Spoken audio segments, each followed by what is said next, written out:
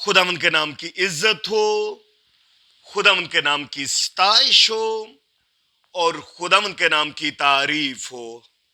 मैं ईमान रखता हूं कि आप सब खैर आफियत से होंगे।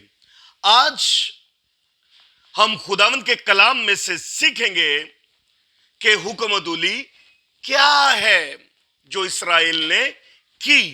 इससे पहले कि हम अपने टॉपिक की तरफ बढ़े, मेरी आप सबसे गुजारिश है कि आप हमारे चैनल को सब्सक्राइब करें, क्योंकि हमें इस वक्त 1000 सब्सक्राइबर की जरूरत है। सो जब आप हमारे चैनल को सब्सक्राइब करें और इस कलाम के वसीला से आप बरकत पाएं, तो आप इसे आगे शेयर करें ताकि दूसरे लोग भी आपके वसीला से बरकत पा सके। हम खुदा के कलाम में से देखेंगे कि इसराइल ने क्या हुक्मदुली की। मैं जब इसको देख रहा था इस कलाम के हवाले से, तो मुझे याद आया कि पिछले दिनों मैं गुजरांवाला था, तो मैं एक घर में गया तो वहां पे एक बुजुर्ग थे। उन्होंने एक बात कही कि मेरे बच्चे जो हैं बहुत अच्छे हैं, खुदा में हैं, सीधे रास्ते पर चलते हैं मेरे बच्चे। और वो बार बार यही अल्फाज मेरे मेरे मेरे बोल रहे थे। सो याद रखें कि जब वो मुझसे बात कर रहा था तो मैं ये सोच रहा था कि इनको ये कहना चाहिए कि मेरे जो बच्चे हैं खुदा के फजल से, खुदा के करम से वो खुदावंद में आगे बढ़ रहे हैं, बजाय कि ये कहना कि वो मेरे बच्चे हैं। याद रखें कि इंसान अपना रास्ता बदलते हुए पता नहीं चलता, और कब वो गुमराह हो जाए किसी को नहीं पता। बस इतना जरूर है कि हर वक्त दुआ करते रहें ताकि वो खुदावंद में और मजबूत होते जाएं। मेरे साथ खुदावंद के कलाम में से खुरूज की किताब, उसका 32 चैप्टर और उसकी वर्स जो है 8 और 9 को हम देखेंगे। खुदावंद के कलाम में कुछ यूं मरकूम है। तब खुदावंद ने मूसा से कहा, नीचे जा, क्योंकि तेरे लोग जिनको तू मुल्क मिस्र से निकाल लाया बिगड़ गए हैं। वो उस राह से जिसका मैंने उनको हुक्म दिया था बहुत जल्द फिर गए हैं। उन्होंने अपने लिए ढाला हुआ बछड़ा बनाया और उसे पूजा और उसके लिए कुर्बानी चढ़ाकर ये भी कहा कि ऐ इस्राएल, ये तेरा वो देवता है जो तुझको मुल्क मिस्र से निकाल लाया। खुदावंद के पाक कलाम के पढ़े, सुने और समझे जाने पर खुदावंद की खास बरकत हो। आमीन। हम जब इस मैसेज को देखते हैं, जब हम इन वर्सेस को देखते हैं, जब हम खुदा के इस कलाम को जो जिंदा है उसको देखते हैं, याद रखें कि मैंने अभी आपसे कहा कि कभी भी हमें इतना इंसानों के ऊपर मुकम्मल तौर पर यह बात नहीं कहनी चाहिए कि मेरा बेटा और वो सीधी रास्ते पर जा रहा है, क्योंकि गुमराह होते हुए इंसान को पता नहीं चलता। हम खुदा के जिंदा कलाम में देखते हैं, खुदा ने बनी इसराइल के लिए मुल्क मिस्र में मिस्रियों को 10 आफात के जरिए खुदावंद ने उनको सजा दी और उनको बताया, ना तो सूरज देवता है, ना चांद देवता है, ना कोई और देवता है, मां सिवाय मेरे यहोवा नाम के अलावा कोई खुदा नहीं।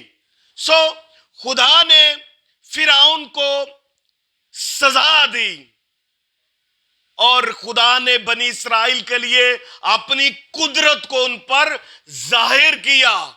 हम किताबे मुकद्दस में देखते हैं कि जब मूसा बनी इसराइल को लेकर वादे के मुल्क की तरफ जा रहा था, तो खुदाए अजीम यहोवा एलोहिम दिन के वक्त उनके साथ बादल की सूरत में रहता और रात के वक्त वो शोले की मानिद उनके साथ साथ रहता था। यह खुदा की कुदरत है, यह खुदा की परवरदिगारी है कि उसने बनी इस्राएल के लिए फिरौन को और उसके पूरे मुल्क को तबाह बर्बाद कर दिया और उनके सारे देवी देवताओं को खुदा ने सजा दी, क्योंकि वो अकेला ही सारे जहां का मालिक है। वो अकेला ही सारी कायनात को खलक करता है और कोई दूसरा नहीं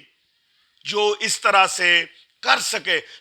हम किताबे मुकद्दस में देखते हैं कि खुदा ने अपनी कुदरत को बनी इस्राएल पर जाहिर किया, और जब मूसा खुदा से हम कलाम होता है पहाड़ के ऊपर जाकर, तो उसको वहां पे थोड़ा टाइम लग जाता है, क्योंकि अपने मालिक और खालिक से जब इंसान मिलता है, अपने खालिक से जब बात करता है, तो वक्त का तयन, वक्त का कब कितना टाइम हो गया ये पता नहीं चलता।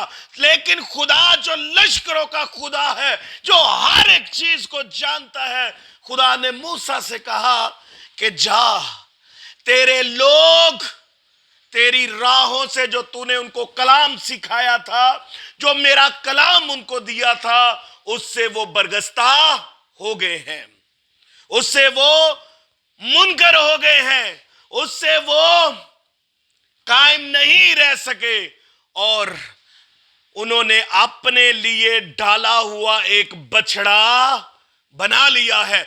हम खुदा के कलाम में देखते हैं कि बनी इस्राएल ने जब बुतों को खुदा ने मना किया कि इनकी प्रस्तश और पूजा नहीं करना, क्योंकि जो पहला हुक्म है उसमें यह चीज वाज़िया है, क्लियर करता है कि तू मेरे हजूर कोई तराशी हुई सूरत और मूरत ना बनाना, ना आसमान की, ना जमीन की, ना जमीन के नीचे। खुदा ने मूसा की मार्फत उनको बता दिया था, और मूसा ने बनी इस्राएल को इन तमाम अहकामात से उनको आगाह किया था। लेकिन इंसान होते हुए वो अपने रास्ते से गुमराह हो गए, वो सीधे रास्ते को छोड़कर गुमराह रास्ते पर चल पड़े, और उन्होंने अपने लिए ढाला हुआ बछड़ा बना लिया। और एक और बात मैं आपको बताना चाहूंगा, यहां पे जो बाइबल है, यहां पे जो उर्दू लुगत है, वो उस देवता का जिक्र करता है कि उन्होंने कहा यही वो देवता है जो हमें मुल्क मिस्र से निकाल लाया। लेकिन जब हम इसको असली जुबान में देखते हैं, तो बनी इस्राएल ने कहा तू ही वो एलोहिम है जो हमें मुल्क मिस्र से निकाल लाया है। अजीजों, जब हम खुदा के अहकाम पर नहीं चलते, खुदा ने कहा तुम मेरे हजूर किसी तराशी मूरत को ना बनाना। आज हम क्या करते हैं? हम खुदा को नाराज करते हैं। हम अगर किसी पोजीशन पे पहुंच जाते हैं, तो हम ये कहते हैं कि मेरी मेहनत से हम यहां पे पहुंचे हैं। या कई एक मर्तबा हम ये देखते हैं कि महीने की 2 तारीख को मेरा ये काम हुआ था, तो हम अपना लकी नंबर ही 2 बना लेते हैं। कुछ लोग कहते हैं इस बंदे की वजह से मेरी जिंदगी में बहार आ गई है, इस बंदे की वजह से मेरे हालात बदल गए हैं, तो ये बंदा मेरे लिए बड़ा लकी है। याद रखें, हम खुदा के और अपने दरमियान बुतों को खड़ा करते हैं अपनी सोच के मुताबिक। खुदावंद कभी किसी चीज को, इस किस्म की फजूल चीजों को पसंद नहीं करता कि खुदा और हमारे दरमियान कोई भी बुत हो। जो भी हम जिस भी मुकाम पे पहुंचते हैं, इसमें खुदा की परवरदिगारी है, ये उसका प्यार है, ये उसका करम है कि हम आज एक अच्छी पोजीशन पर खड़े हैं। कभी भी ये बात कहना कि ये लकी नंबर था, ये फलां शख्स मेरे लिए लकी है, ये सब बातल है, ये सब फजूल है, क्योंकि जिंदगी और जिंदगी की सांसें खुदावंद बख्शता है। वही हमें اٹھا کھڑا کرتا ہے. اور جب ہم اس زندہ کلام کو دیکھتے ہیں, انہوں نے اپنے لیے بچڑا بنا لیا اور خدا کی قدرت کو ایک گھاس کھانے والے بچڑے کے ساتھ ملا دیا اور کہا تو ہی ایلوہیم ہے جو مجھے ملک مصر سے نکال کے لایا ہے. سو یاد رکھیں, خدا پاک ہے اور وہ کبھی کسی گناہگار کو نہیں چھوڑتا.